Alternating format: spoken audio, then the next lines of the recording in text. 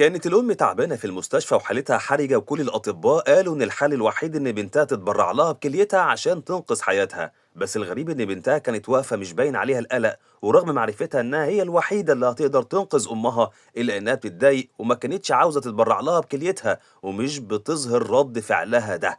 وعشان تخرج من الورطة دي من غير ما تكشف سبب عدم رغبتها في التبرع بكليتها لأمها، بتخرج من المستشفى وتمشي في الشارع، وأول لما بتلمح دراجة نارية جاية بسرعة بتتعمد إنها تعدي الشارع وتعرض نفسها للخطر، وفعلا بتعمل حادثة وبتتصاب بإصابات شديدة وبتدخل على إسرها المستشفى. وأمها لما بتعرف بإصابتها بتجري تطمن عليها مع إنها تعبانة جدا، وبتلغي حكاية إنها تاخد كلية بنتها دي خالص عشان ما تضرش حياتها. بنكتشف بقى إن السر في عدم رغبتها في التبرع بكليتها لأمها هي إنها مش بنتها الحقيقية أصلا، ولو كانت وافقت على التبرع كان هيتم كشف الحقيقة دي وهتخسر حياتها المترفة. بنرجع فلاش باك، بتبدأ الحكاية من 20 سنة لما بتحصل حريقة كبيرة في فيلا كوانج. وقتها كانت بنتها موجودة جوه الفيلا، وكوانج بتحاول إنها تدخل وتنقذ بنتها من الحريق، بس حماتها بتمنعها عشان تحميها.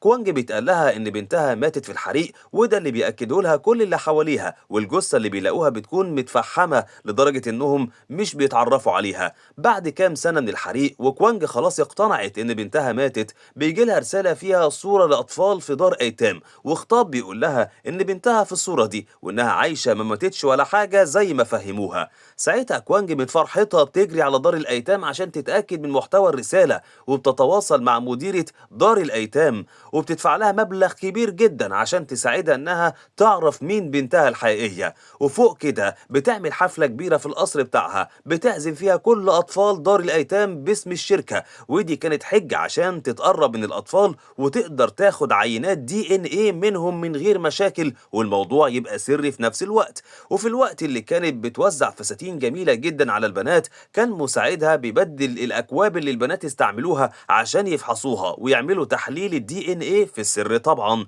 ووقتها هنديوك حماتها ورئيس مجلس إدارة الشركة بتاخد بالها وبتعرف الحكاية. ساعتها هنديوك بتغضب جدا وبتتخانق مع مدير دار الأيتام لأنها هي اللي وفرت لها الوظيفة دي وساعدتها قبل كده تستقر في حياتها، ودلوقتي بتتجرأ إنها تساعد كوانج من ورا ظهرها. فمدير دار الأيتام بتنزل على الأرض وتترجاها إنها تسامحها، وبتقول لها على الرشوة اللي كوانج سبق ودفعتها وكل التفاصيل عشان تتأكد مين بنتها، وإن تحاليل الدي إن إيه أظهرت إن هي سيو تبقى البنت الحقيقية لكوانج. ساعتها هنديوك بتتعصب جدا وبتغضب لما بتسمع المعلومة دي لأنها ما كانتش عاوزة كوانج تلاقي هيسو أبدا. وبنكتشف إن الحريق اللي حصل زمان كانت هند ديوك هي اللي خططت ليه. ليه بقى؟ ابنها الصغير بيتلفق له قضية حيازة مخدرات في بيته وبتقبض عليه، والحل الوحيد عشان يخرج من القضية دي إن المدعي العام هو اللي يلغي القضية من أساسها. والمدعي العام وقتها بيكون الشخص اللي كان بيحب كوانج من أيام الجامعة، وسبق إنه تقدم لها اليومين اللي فاتوا بعد ما انفصل عن زوجته،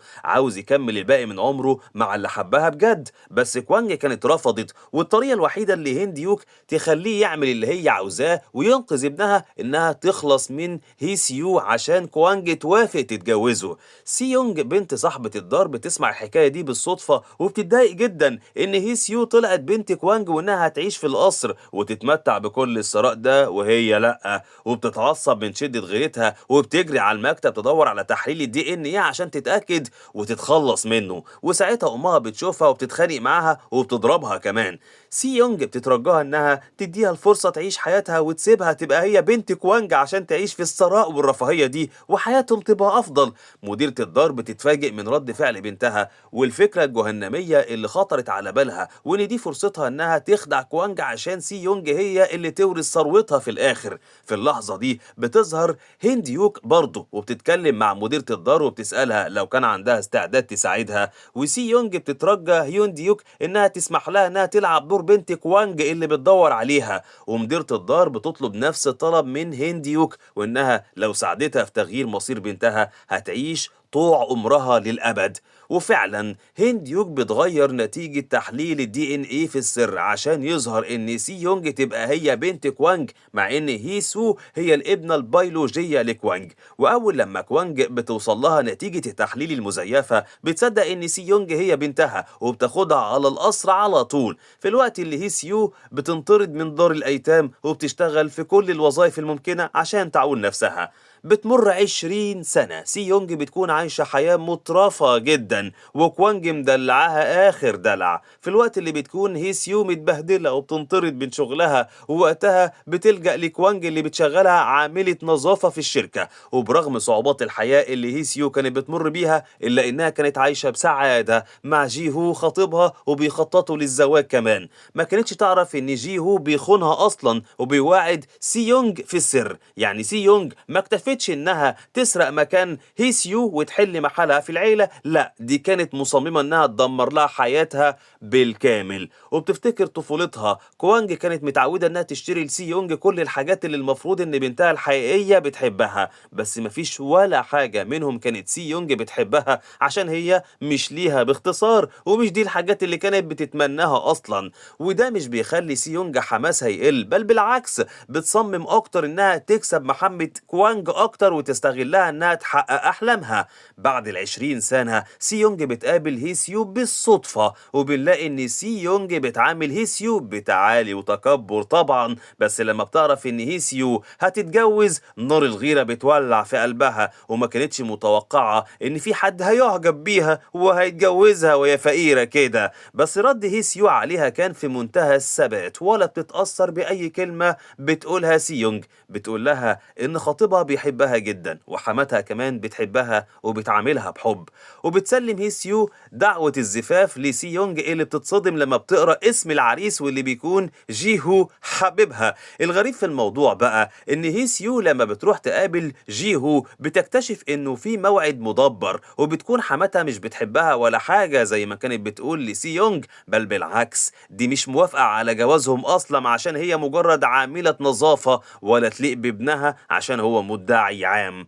بتقوم خناقة بينهم، وكل اللي جي هو بيعمله انه بيمشي وبيسيبهم من غير ما يقول ولا كلمة. جي هو بيكون صديق انها الوريث المستقبلي لمجموعة الشركات واللي المفروض انه يتجوز سي يونج، وبيروح يسهر معاها ويتكلموا سوا لغاية لما بيفتكر هي سيو انها اكيد متضايقة، ولما بيقابلها وبيعتذر لها عن اللي حصل بتتقبل اعتذاره وبيوعدها انه هيكون غني جدا، وبيبداوا يتكلموا عن زفافهم وقد ايه هو هيعمل لها زفاف اسطوري. ما كانتش هي سيو تعرف ان زفافها هيكون بداية التحول المأساوي لحياتها كلها. سي يونج بتروح تتكلم مع انها وتهدده لما بتعرف بخيانته ليها، وانها هتخلي ابوها المدعي العام يحقق في الشركة بتاعته ويضره بشكل كبير لو جوازها منه ما تمش. كل اللي كانت سي يونج طمعانة فيه هي ثروة انها وكون الوريث الوحيد لأكبر مجموعة شركات في البلد.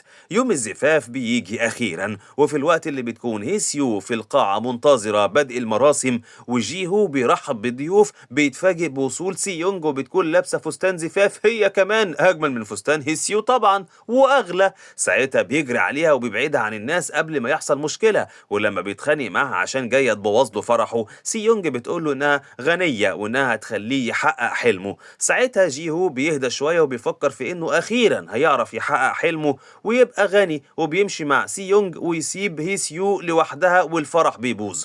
وقتها إنها كان موجود وبيصعب عليه الموقف اللي هي سيو بتمر بيه، وإن جي هو هجرها في الوقت ده بالذات. ساعتها إنها بيفضل جنبها وبيوصلها كمان للبيت، واللي هي سيو ما كانتش تعرفه إن إنها معجب بيها جدا كمان، مع إن جي هو وإنها أصدقاء من زمان جدا، إلا إنه بقى بيفكر مع سي يونج في طريقة يخلصوا بيها من إنها بذكاء ويدمروا له شركته عشان يبقى انتقام سي يونج اكتمل.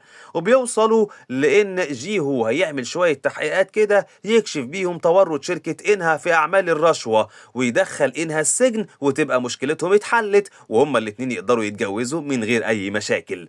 بالليل جي هو بيتصل بهي سيو بيقابلها، وهي اللي كان شغلها الشاغل هو ليه هرب في اللحظة الأخيرة دي لما هو مش مستعد للزواج دلوقتي، كان ليه بيحضر الزفاف أصلا. وبتستوعب هي سيو إن جيهو ما بقاش يحبها خلاص، بس ما كانش يخطر في بالها إن البنت اللي سيطرت عليه هي سي يونج.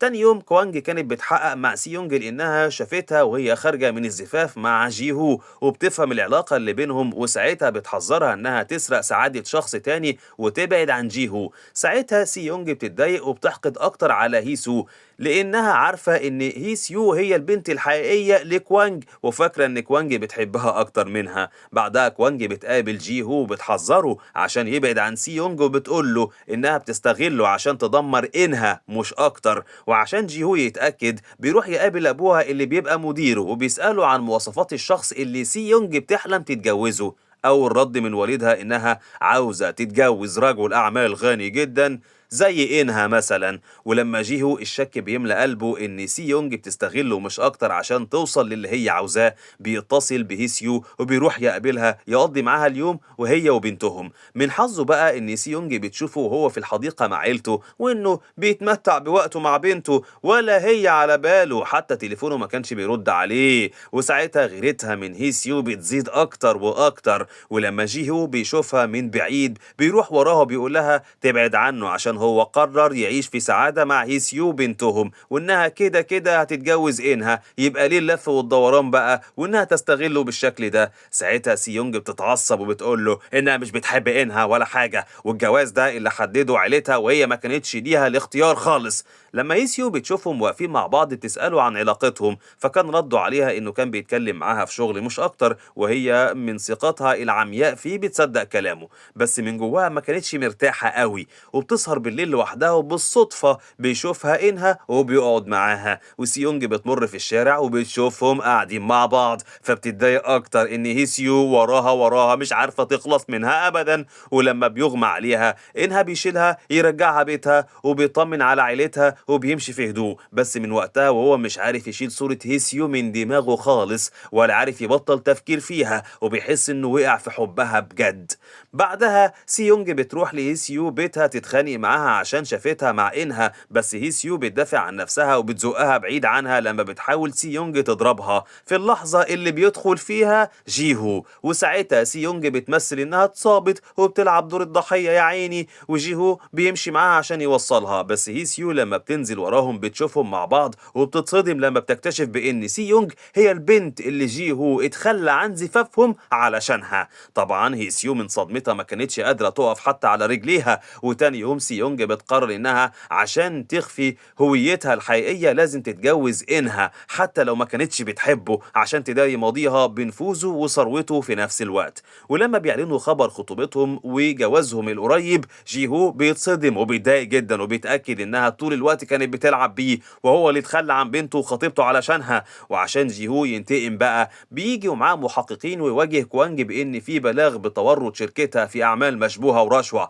وطبعا كوانج بتقبض عليها. وقتها زوجها بيتخانق مع جيهو عشان يتعدى حدوده وسمعة الشركة والعيلة هتتدمر، وبيطلب منه إنه يلغي القرار بتاع القبض عليها ده خالص، بس جيهو ولا بيتأثر بتهديده. وبنعرف إنه من يومين جاله فلاش عليها فيديو لجريمة قتل متورطة فيها عيلة كوانج، والضحية فيها بيكون ابن هينديوك ووالد إنها. وساعتها جيهو بيروح يقابل هيونديوك ويوريها الفيديو، ومن صدمتها ضغطها بيعلى جدا وكل تفكيرها دلوقتي كان ازاي تتعامل مع الفضيحة دي وتمنعها من تدمير العيلة والشركات. ساعتها جيهو بيستغل الفرصة بيقولها انه عنده الطريقة اللي هتقدر تنقذ بيها الموقف، وبيقترح عليها انهم يسيبوا كوانج هي اللي تتحمل عواقب اللي حصل في مقابل ان هينديوك تخليه يتجوز سيونج.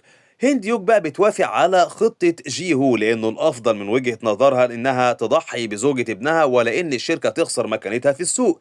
وبيفرح جيهو إنه هيتجوز سيونج، ما كانش يعرف إنها الابنة المزيفة للعيلة وإنها مجرد لعبة في إيد هينديوك. الغريب بقى إنها بيجي يقابل هينديوك ويطلب منها إنهم يسرعوا إجراءات جوازه من سيونج، ما هي سيونج بتهدده وهو عاوز يحافظ على شركته، بس هينديوك بتقول له على الحقيقة وإن حادثة أبوه اللي تسببت في دخوله غيبوبة الله أعلم هيفوق منها ولا لأ كانت مدبرة، وبتنصحه إنه ياخد باله من اللي حواليه لأن محدش فيهم يستحق الثقة خالص. في الوقت اللي كانت هيسيو الابنة الحقيقية للعيلة وبنت عم إنها بتعاني في حياتها وبتقدم على شغل تصميم أزياء في شركة أمها كوانج، والأزياء اللي بتكون مصمماها لما بتيجي تعرضها بتتفاجئ إن حد قطعها عن قصد، بس هيسيو بتشوف مكنة خياطة وبتصلح الموقف بسرعة وبتبهر الحكام بموهبتها وتميزها وحسها الإبداعي كل ده في نفس اللحظة. ومن ضمن الحكام بتكون سي يونج اللي بتتريق عليها وبترفضها لأنها شايفة إنها مش في مستوى الشركة، وهي من الآخر مش عاوزة تشوف هي سيو بتنجح في حياتها، ومرعوبة من إنها لما تقرب من كوانج تكتشف الحقيقة وإن هي سيو تبقى بنتها الحقيقية. في الوقت اللي بتكون الحرب بين أفراد العيلة عشان السيطرة على الشركة ومين اللي هيكون الوريث، بنت هي سيو بتتعرض لحادثة وبتتنقل على المستشفى، وهي من قلقها بتتصل على جيهو لأن البنت محتاجة نقل دم بعد ما نزفت كتير في العملية وحالتها كانت خطيرة جدا جدا. بس جيهو ما كانش بيرد على التليفون أبدا لأنه كان مع سي يونج، وعلى ما بيشوف التليفون أخيرا وبيجري على المستشفى بتكون هي سيو في قمة يأسها. المشكلة دلوقتي إنه بيساومها علشان يعالج بنته وإنه هيتبرع لها بدمه بشرط واحد، إن بعد ما الجراحة تتم والبنت تتعافى هياخدها من هي سيو عشان تعيش معاه، لأنها بتفكر في سلامة بنتها أكتر من أي حاجة في الدنيا. بتوافق على شرط جيهو والجراحة بتتم فعلا، وبنعرف إن السبب اللي خلى جيهو يصمم على إنه ياخد البنت إن هنديوك قررت إنها تتبناها عشان تبقى قدامها بما إنها نقطة ضعف جيهو وما يخونهاش. بعد ما البنت بتتحسن جيهو بياخدها، وهي سيو ما كانتش قادرة تحبس دموعها، بس ما باليد حيلة. والبنت لما بتوصل قصر هنديوك كانت فرحانة جدا عشان ليها غرفة خاصة بيها كبيرة جدا ومليانة ألعاب ما كانتش تحلم بيها. والجدة ما كانتش تعرف ولا تتخيل إن البنت دي هي حفيدتها في الأصل، في الوقت اللي بتكون هي سيو منهارة. ولما العمة بتشوفها بالحالة دي بتروح تاني يوم تقابل هنديوك عشان تترجاها ترجع لهيسيو بنتها، وهنديوك بترفض وبتطردها من القصر. ولما العمة بتتمسك بيها وتترجاها أكتر هنديوك بتزقها بعيد عنها، فبتقع العمة من على السلم وتتصاب وما كانتش بتتحرك. مين اللي شاف الموقف ده بقى؟ سي يونج كانت واقفة بعيد وبتراقب اللي بيحصل من غير ما هنديوك تاخد بالها منها، وكمان بتصورهم فيديو وبقى معاها دليل ضد هنديوك عشان تتحكم فيها أكتر وتجبرها توافق على كل اللي هي عاوزاه. ومش بس كده، دي بتقرب من هنديوك وبتمثل إنها لسه واصلة حالا وما شافتش حاجة، وبتعمل إنها متفاجئة بجثة العمة، وبتساومها إنها هتتخلص منها مقابل 90% من أسهم الشركة. وطبعا هنديوك ما كانتش تقدر ترفض، وسي يونج لعبتها صح فعلا وبتتصل بجيهو عشان يجي يساعدها في الورطة دي. وأول لما جيهو بيشوف العمة بيجري بيها على المستشفى، بس سي يونج بتمنعه، بتوريله الفيديو اللي بتظهر فيه هنديوك بتدفع العمة من على السلم وبتأذيها، وإنها بالطريقة دي هيتجوزوا براحتهم من غير أي اعتراض من العيلة، وكمان هيفوزوا بالشركة وإنها هيخرج منها خالص. بس فجأة هما بيتكلموا العمة بتفوق ومن غير تفكير وفي لمح البصر جيهو بيقتلها في ثواني، لأنه كده هيخرج منها ببساطة. والدليل ضد هنديوك لو اتكشفت جريمة القتل، دي الفرصة الوحيدة اللي هيحقق بيها حلمه ويبقى من أباطرة رجال الأعمال أخيرا. وبعدها بياخد الجثة في العربية وبيتخلص منها في النهر بالليل، وبيتصل بهنديوك بيقول لها إن سي يونج قتلت العمة. فهنديوك بتستغرب لأنها فاكرة إنها هي اللي قتلتها، وبعد ما بيتعرف موت العمة على أساس إنها كانت حادثة وهي سيو بتكون منهارة بعد الجنازة، سيونج بتقعد مع هنديوك وبتساومها عشان تكتب لها الأسهم بتاعت الشركة كلها، وبتهددها بالفيديو وهي بتزق العمة وبتوقعها من على السلم، وإنها لو سلمت الفيديو للشرطة هتتسجن. طبعا هنديوك كانت مصدومة من جشع سيونج وشرها اللي ما كانتش تتوقعه أبدا، ما هي لو كانت حفيدتها بجد ما كانش كل ده حصل. المهم في إن في الوقت ده كوانج بتتعب وتتنقل للمستشفى، كانت حالتها خطيرة ومحتاجة زرع كلية، والدكتور عشان ينقذ حياتها بيطلب من سي يونج إنهاء تبرع لأمها بكلية لأنها الوحيدة اللي هيكون في توافق في الأنسجة والعملية هتنجح. سي يونج ساعتها بتترعب وبتحاول على قد ما تقدر إنها تخبي رد فعلها وخوفها، حتى جيهو ما كانش يعرف بالحقيقة عشان هي لو عملت التحاليل المطلوبة وطلعت النتيجة بالسلب الحقيقة هتتكشف والكل هيعرفوا إنها مش البنت الحقيقية. والطبيب كان مصمم على إن البنت البيولوجية هي الوحيدة اللي تقدر تتبرع لأمها. وقتها هيسيو بتعرف بحالة كوانج المتأخرة وإنها بتموت فعلا، فبتقرر إنها تتبرع لها بكليتها، وبتروح تترجى الدكتور عشان يعمل لها الفحوصات اللازمة عشان تعمل العملية وتنقذ كوانج، عشان ترد لها المعروف إنها وقفت جنبها ودعمتها وشغلتها في الشركة كمان. ولما سي يونج بتعرف بموقف هي سيو بتحاول تطلع من الورطة دي وبتتعمد انها تعمل حادثة وتتحجز في المستشفى عشان ساعتها مش هينفع تعمل العملية وهيكون معاها عذرها، وبكده كوانج مش هتكتشف ان هي سيو بنتها الحقيقية. ولما نتيجة تحاليل هي سيو بتظهر، كوانج بتتفاجئ انها مطابقة ليها وانها تقدر تتبرع لها من غير مشاكل. وعليه كوانج بتقابل هي سيو وبتتفق معاها انها هتتبناها رسمي وتبقى بنتها على الورق ردا على انها انقذت حياتها. بس هند يوك بتقلق من الموضوع ده عشان من 20 سنة هي عملت البدع عشان تخفي هوية هيسيو وتبعدها عن كوانج نهائي، وكوانج بتطمنها والامور بتعدي. والمفاجأة بقى انها لما بتعرف ان سيونج حامل بتفرح، وسيونج بتقول لها ان ده السبب الحقيقي اللي خلاها ما تتبرع لهاش، وبتقول لابوها نفس الكلام عشان ما حدش يشك فيها خالص. ووالدها ما كانش متقبل ان حد تاني غير بنت كوانج يتبرع لها بكلية، بس كوانج بتتخانق معاه وبتقفل الموضوع ان صحة بنتها اهم عندها من نفسها. تاني يوم المدعي العام بيقابل هيسيو وبيطلب منها انها تستعد للعملية، وهيسيو بتتشرط عليه انهم يرجعوا لها حضانة بنتها تاني. بعدها هيسيو كانت رايحة تقابل انها لما بتتفاجئ بيه واقع على الارض وفاقد الوعي، ولما بتحاول تفوقه وتستدعي الاسعاف سيونج بتمنعها وبتقول لها انه مات خلاص. في اللحظة دي هيسيو بتشوف على الارض سلسلة قديمة كانت بتلبسها زمان في طفولتها عشان كانت اخر هدية من امها، ولما بتواجه سيونج وبتسألها سرقتها منها ليه، سيونج بتتقلب عليها وهيسيو بتعرف انها مخبية سر كبير. وفي وسط الخناقة وخلاص كانوا هيضربوا بعض، كوانج بتيجي تبعدهم عن بعض وتتفاجئ بانها مصاب. ساعتها بتطلب الاسعاف وبتتهم هيسيو بانها هي اللي هاجمت انها وتسببت في اصابته كمان. وفي عز ما كانت هيسيو بتدافع عن نفسها، كوانج ما كانتش مصدقاها ونسيت انها هي اللي انقذت حياتها وادت لها كليتها. الامور بتتعقد وهند يوك بتيجي وتشوف حفيدها بين الحياة والموت، فبتمسك في خناق هيسيو عاوزة تقتلها زي ما اذت حفيدها. محدش كان عارف ان سي يونج هي اللي وقعت انها وتسببت في اصابته وهي بتتخانق معاه عشان مصمم على الجواز منها، وهي مش بتحبه وخلاص خدت اللي هي عاوزاه من اسهم الشركات، فما بقتش محتاجة الجواز منه عشان النفوذ. وفي الوقت اللي انها بيكون في المستشفى، كوانج كانت شافت تسجيلات الكاميرات وعرفت ان سي يونج هي اللي عملت المشكلة وان هيسيو بريئة فعلا، وعشان تحمي بنتها بتخفي الفيديو ده وبيتهم هيسيو وهي ما كانش عندها دليل يثبت براءتها. هيسيو بيتحكم عليها بالسجن، ولما كوانج بتزورها هيسيو بتقول لها ان سي يونج مش بنتها الحقيقية، وبتقول لها على السلسلة انها تبقى بتاعتها هي مش سي يونج، وبتديها عينة من شعرها عشان تعمل التحليل وتتأكد من نفسها. ليلتها كوانج مش بتنام من التفكير لما سي يونج بتيجي تتخانق معاها وتطلب منها تعمل تحليل دي ان ايه عشان تتأكد ان هي سيو مش بنتها ولا حاجة. والثقة اللي بتتكلم بيها دي بسبب دعم هند يوك ليها وانها بتتحكم في كل حاجة، ولا يمكن تسمح ان نتيجة التحليل الحقيقية تقع في ايد كوانج زي ما عملت من 20 سنة.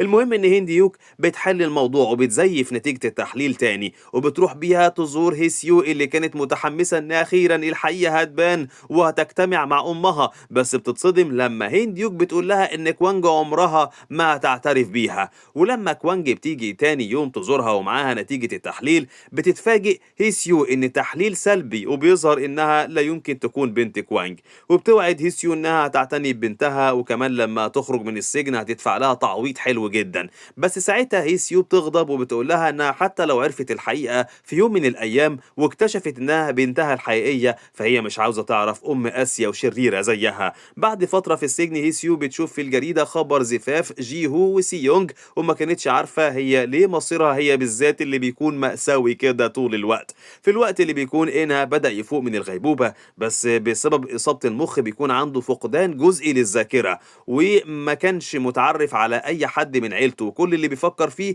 هي هيسيو بس. وأول لما بيتحسن وبيخرج من المستشفى بيروح يقابل جي هو بما إنه صديقه الوحيد المقرب، عاوز يعرف منه سبب دخول المستشفى إيه وإيه السبب في إصابته كده. بس جي هو بيقول له إن هيسيو هي اللي هاجمته موته وحاولت تقتله، وإن سي يونج هي اللي كانت بتنقذه. وطبعا إنها ما كانش مصدق الكلام ده. هي سيو عشان تخرج بسرعة وتاخد بنتها في حضنها كانت طول الوقت السجينة المثالية، ومش بتغلط ولا غلطة، وبتشارك في الأعمال اليدوية، وبتعمل لبنتها فستان جميل بتتمنى تهديهولها. اللي كان مصبرها الفترة دي إنها بتبعت رسائل لبنتها، وكوانج بتوصلها فعلا، والبنت بترد عليها، بس ما كانتش فاهمة السبب ورا سجن أمها. والبنت مش بتلاقي حد يساعدها ويخليها تزور أمها غير إنها، وفعلا هو مش بيتأخر عنها وبيروح معاها زيارة السجن. طبعا فرحة هيسيو في اللحظة اللي بتشوف فيها بنتها بعد شهور من بعدها عنها مفيش كلام يوصفه، وبتشكر إنها على مساعدته ليها. وبعدها إنها مش بيعمل أي حاجة في حياته إلا إنه بيدور في الموضوع عشان يعرف مين فعلا اللي هاجمه. لما في ليلة بيوصل له فيديو كاميرات المراقبة وبيكتشف إن جيهو وسي يونج هم اللي حاولوا يقتلوه، ساعتها بيروح يتخانق مع صاحبه اللي طلع ألد أعدائه وأكتر واحد بيحقد عليه. المهم إن جيهو بينفجر فيه وبيظهر على حقيقته بقى، وبيعرف إنها قد إيه هو بيكرهه. الصدمة الأكبر إنه لما بيواجه جدته مش بيلاقي عندها استعداد تساعده، وواخدة صف جيهو وسي يونج، بس ده مش بيخليه يستسلم وبيصمم يكشف الحقيقة. وعشان كوانج تقفل المشكلة دي للأبد بتروح تهدد هيسيو بإن لو التحقيق في القضية اتفتح من جديد هتخسر بنتها للأبد. ساعتها هيسيو بتستسلم وبتقضي عقوبتها في صمت، مستني اليوم اللي تخرج وتنتقم فيه. بس في الناحية التانية إنها بيهدد العيلة كلها إن هيسيو لو ما خرجتش من السجن في أسرع وقت هيقدم الفيديو اللي معاه للشرطة، وساعتها سي يونج وجيهو هم اللي هيدخلوا السجن مكانها. جيهو بيقنع سي يونج انها تزور هيسيو في السجن وتحذرها عشان بنتها ما تموتش، بس بتتفاجئ من رد هيسيو انها اتغيرت، ما بقتش البنت الضعيفة اللي بتوافق على اي حاجة ضد مصلحتها وخلاص. ولما انها بيزورها تاني بتقول له حقيقة انها بنت عمه، وان سي يونج مش هي البنت الحقيقية للعيلة، وبتديله عينة من شعرها عشان يعمل تحليل تاني في السر، وفعلا بينفذ طلبها. بتمر الايام وبتخرج هيسيو من السجن، وسي يونج بتكون مستنياها وعاوزة تخبطها بالعربية تموتها وتخلص بقى عشان تعيش في راحة، بس في آخر لحظة بتتراجع ومش بيجيلها الجرأة إنها تؤذيها. وفي اللحظة اللي هيسيو بتركب فيها تاكسي بتظهر شاحنة كبيرة بتخبط التاكسي، وهيسيو بتتصاب بشدة. وبتكون هنا المفاجأة إن جيهو هو اللي ورا الخطة دي، وسي يونج بتشوفه من بعيد وما كانتش متوقعة إنه بالقسوة دي. ولما بتقرب من التاكسي وتشوف هيسيو فاقدة الوعي فبتهددها وتقول لها تبعد عن عيلتها. بعدها هيسيو بتختفي ولا بيظهر لها جثة ولا حد بيعرف مين أنقذها. وبنتها لما بتعرف بتهرب من البيت عشان تدور عليها، مش مصدقة إن أمها ماتت. فين وفين على ما جيهو بيلاقي بنته في الوقت اللي بنعرف إن إنها هو اللي أنقذ هيسيو، وبيتفقوا على إنهم ينتقموا من سي يونج بقى. بعد 3 سنين بتكون كوانج اتطورت في شغلها وحياتها بقت مستقرة أكتر وأكتر. وفي اجتماع الشركة بيحضر إنها اللي رجع من سفره فجأة وبيقدم لهم خطيبته هيسيو. ساعتها الصدمة بتخلي الكل مش عارفين يستوعبوا إنها لسه عايشة، والقلق اللي بيحصل في العيلة كان مخيف، حتى إن كوانج بتروح تقابل هيسيو وتعرف هي ليه اختفت بشكل غامض كده. رد هيسيو عليها كان كله غضب لأنها ما كانش فارق عندها حتى لو كوانج عرفت إنها بنتها الحقيقية، لان اللي شافته منها ما يتنسيش بصراحه. وبتقول لها هيسيو على البنت اللي كانت في مكان الحادثه وانها حاولت تقتلها عشان ما تقابلش امها الحقيقيه. ساعتها كوانج بتتصدم لفكره ان هيسيو صح وانها سجنت بنتها لحمها ودمها عشان تحمل ابنها المزيفه.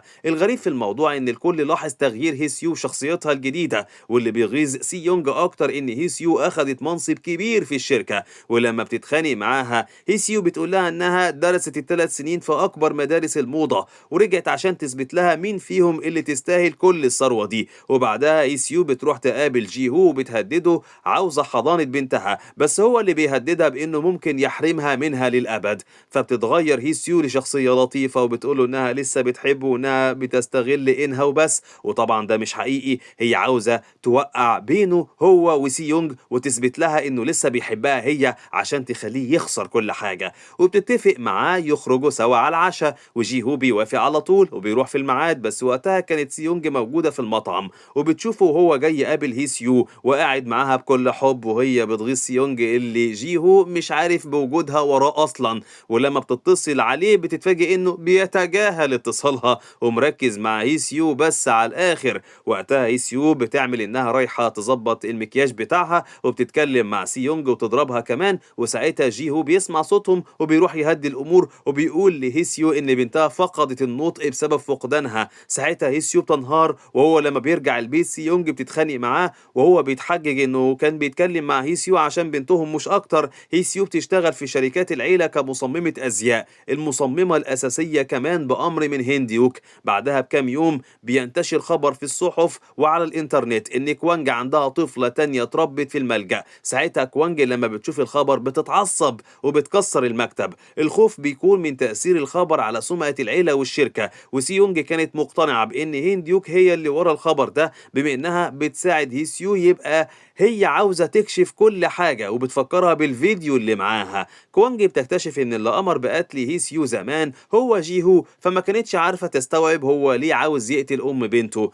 ولما بتفكر شوية بتعرف إن في سر محدش عاوزها تعرفه لغاية لما بتربط الأحداث ببعضها وتتأكد إن هيسيو هي بنتها الحقيقية، فبتنهار عشان هي اللي سكنتها وظلمتها سنين كتيرة جدا. بس لما بتروح لهيسيو تعتذر لها، هيسيو مش بتتقبل اعتذارها وبتقول لها إنها مش هتعترف بيها كأم أبدا. بعدها كوانج بتسأل سيونج لو كانت تعرف هوية هيسيو من البداية، بس سيونج بتنكر في الأول، بس مع مواجهة كوانج بتقول الحقيقة وإنها انتحلت شخصيتها عشان تعيش مع عيلة غنية وتحقق كل أحلامها. ساعتها كوانج بتضربها وبتقول لها إن الإنسان بيتحدد مصيره وسعادته من يوم ما بيتولد، إزاي فاكرة إنها لما تاخد مكان شخص تاني هتعيش في سعادة. وسيونج في اللحظة دي بتنزل تحت رجليها وتترجاها تسامحها خوفا من إنها تطردها من البيت والشركة وتعيش باقي حياتها فقيرة. المشكلة دلوقتي إن هنديوك بتساوم كوانج وتهددها بإنها لو اعترفت بهيسيو إنها بنتها الحقيقية هتخسر الشركة. وهيسيو لما بتيجي تسأل كوانج لآخر مرة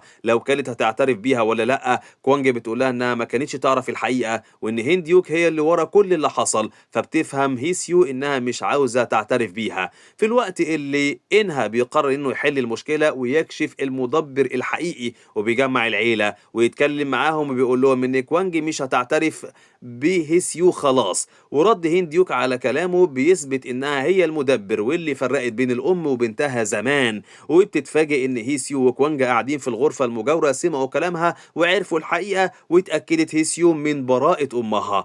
نيجي بقى لسيونج بقى اللي كانت مرعوبة عشان هترجع الشارع تاني، والجيهو بيتخانق معاها وبيقول لها إنهم هينفصلوا ومش عاوز يكمل معاها حياته خلاص. وبيروح لكوانج بيقول لها إنه عاوز يتجوز هيسيو بما إنها البنت الحقيقية والوريثة المستقبلية، بس رد كوانج عليه إنها بتوقع الشاي على راسه، فبيهددها إنها لو ما ساعدتهوش إنه يبقى هو رئيس الشركة هيقتل الكل. في الوقت اللي بيقرر إنه يبعد عن كل حاجة من شركة وبيت وكل اللي يربطه بجدته، وهي عشان تعاقبه بتجمد كل حساباته فاكرة إنه هياخد له يومين ويرجع تاني، بس هو كان واخد قراره. وبيروح بعدها لهيسيو اللي اختار يبدأ حياته معاها من الصفر. لما بيتفاجئ بجيهو هو جاي فبيتخانق معاه وبيطرده، وبتقابل بعدها حماتها المستقبلية والدة إنها الوحيدة اللي هتعرف تساعدها بما إنها بتتمتع بأكبر ثروة وتصاميمها مشهورة جدا. ومش بس كده، ده في عداوة قديمة بينها وبين كوانج. كوانج بتعرف إن أشهر مصممة أزياء وصلت المدينة وبتروح عشان تقابلها،